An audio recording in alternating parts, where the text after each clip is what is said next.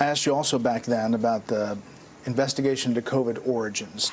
Is the FBI in charge of the investigation of the origins of the coronavirus?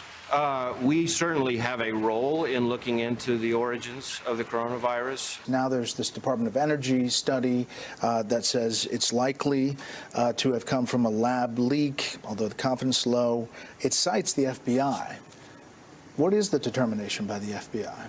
So, as you note, Brett, the FBI has for quite some time now assessed that the origins of the pandemic are most likely a potential lab incident in Wuhan.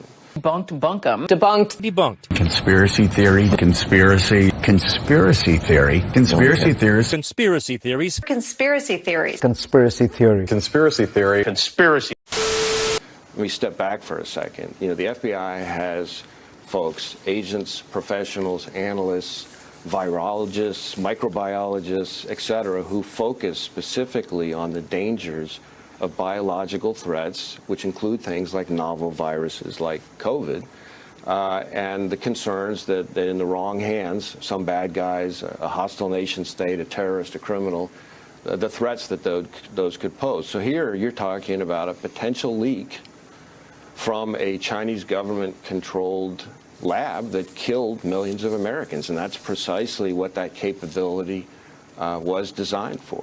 With the laptop, the FBI has had access to this laptop for more than 3 years. Why is this investigation on the Hunter Biden laptops taking so long?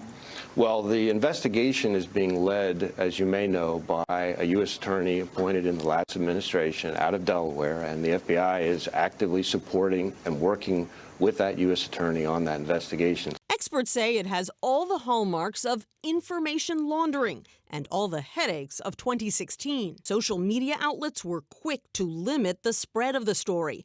Twitter briefly suspending the accounts of the Trump campaign and White House press secretary after they tried to share it. But the whistleblowers are telling these lawmakers that there was an internal effort to shut down the investigation from the beginning. Have you found that?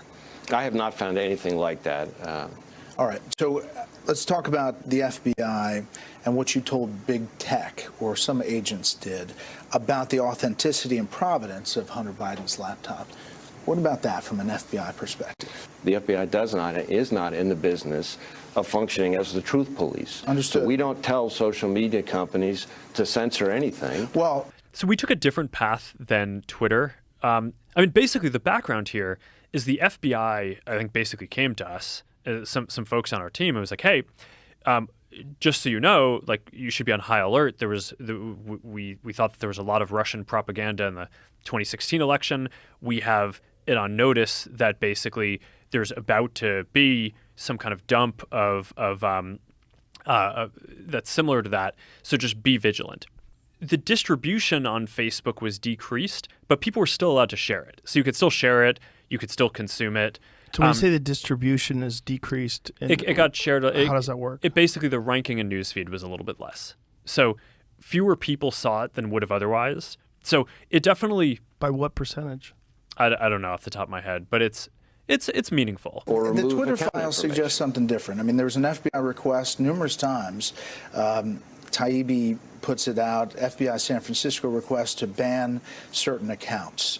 Twitter personnel in this case went on to look for reasons to suspend all 4 accounts that the FBI wanted to ban or suspend. Last thing about the Hunter Biden laptop, there was concern about the authenticity, and even Vice President Biden on the debate stage referenced this letter from former Intel officials. Issue of race. We're talking about the issue. Laptop from hell. President Trump, we're talking about race right now, and I do want to stay on the issue of race. President Trump, I have to respond to that. Please. Because look, very quickly. There are 50 former national intelligence folks who said that what he's accusing me of is a Russian plant.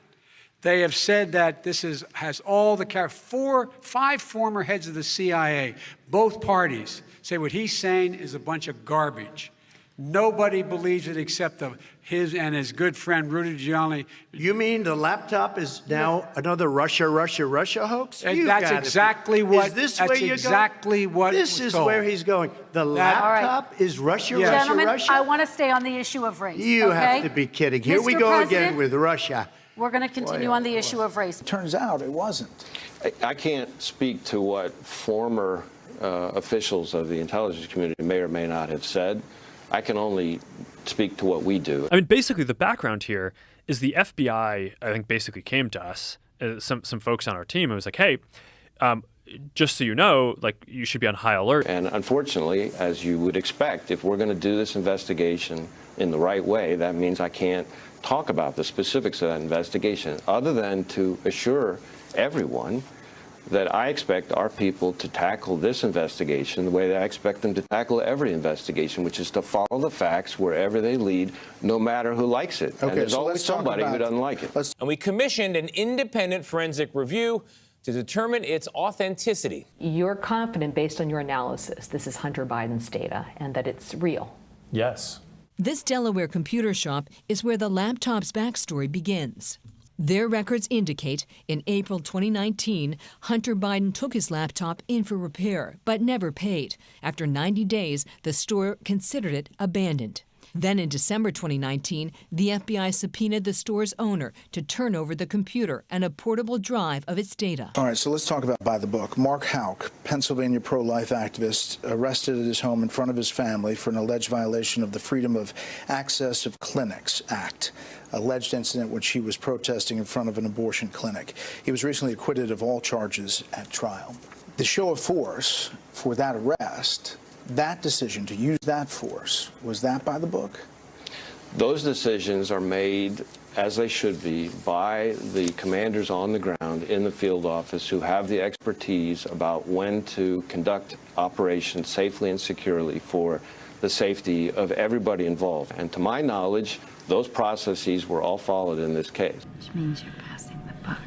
Yeah, I mean, historically, FBI protocol is that a defendant has, if it has no criminal history, is not believed to be violent or pose a threat to public safety, that he or she is permitted to self-surrender rather than subject dynamic execution of an arrest warrant.